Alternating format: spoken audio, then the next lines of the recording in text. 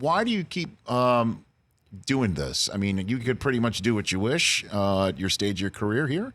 Why do you go back and play the same character in a way? You know, I'm more of a movie guy and came up as a movie guy. Once I did Fargo, I thought, you know, this is a great thing because I could see that the independent film business was kind of tanking a little. Yeah. Now you have the studios mostly do event movies, you know, like Marvel and, you know, that kind of stuff. Yes.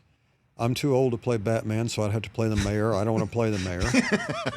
And so, you know, and I've kind of, you know, came up as an independent film guy, you know, Monsters Ball and, you know, Sling Blade and things like that. Simple Plan, stuff like that. And so now that's where you do it. You do it on Amazon or HBO or whatever it is. So essentially you're doing like 8-hour independent films. It's the only thing you can do anymore to actually make a living for your family and do good work because, as I said, the independent film business, you know, they give you no money to make one. And then the distributor is usually some little distributor that doesn't get it out. People don't see it. And it's not like it was in the 90s into the early 2000s. And now independent film is actually long-form streaming shows and television. That's all actors want to do it.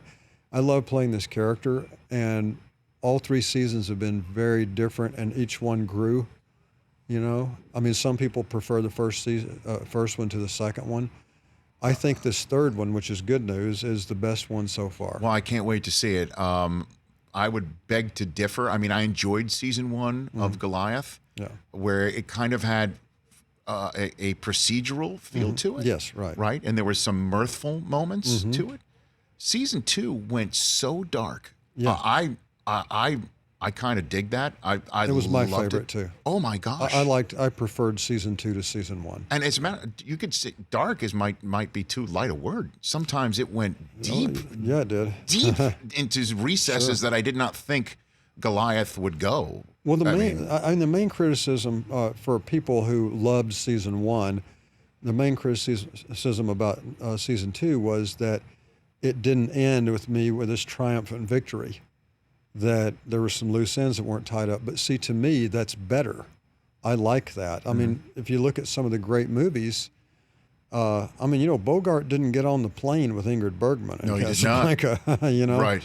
And so some of the classic movies, a lot of the classic movies, didn't end with everything all tied up neatly, and sometimes it ended kind of dark. You know, it's not like Vertigo at the end of that. Jimmy Stewart was just this happy-go-lucky guy saying, "Well, that was interesting," you know. Well, and a lot of sports movies are the same way too, Billy Bob. If you think about it, I mean, obviously, Rocky, even though it is viewed as a sports movie, I still think it's a love story. Which, by the way, Carl Weathers has agreed with me.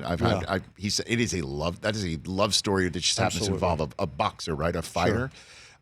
Spoiler alert, though, the way that Rocky ended, Friday Night Lights, in which you were in. Yeah. I mean, and even, you know, for those who may not know, The Natural, the way the book ended, the Bernard Malamud book, Roy Hobbs took the money. Yeah. Right. In that movie, not so much though. He's having a nice catch in the wheat field, you know. Yeah. I mean, so because things aren't perfect when it comes to that. Oh, sure. Well, there was a movie called A Bridge Too Far, World War II movie. It came out in the 70s. And it was written by William Goldman, who's a great screenwriter, one of the top guys. And when they first started making this movie, they said, well, this is going to be an expensive movie. And I think at the time it was like $20 million, which was a lot then. And it had every movie star in it. I mean, it had Jimmy Caan and Elliot Gould and, you know, all these people who at the time were the top stars in the business. Ryan O'Neal, I think, was in it. But anyway, the movie failed miserably. And, you know, everybody loved World War II movies, and you had all the top stars. So you think, how's that going to fail? It failed because it was about a battle that the Americans didn't win. And when they did their research on it, they found out that was it. Nobody wanted to see a World War II movie where America lost the battle. I mean, obviously, ultimately won the war. Yes. But that was the battle. It was a disaster. and people didn't want to see us lose. For more of The Rich Eisen Show, tune to Audience Channel 239 on DirecTV for free on BR Live or download The Rich Eisen Show app.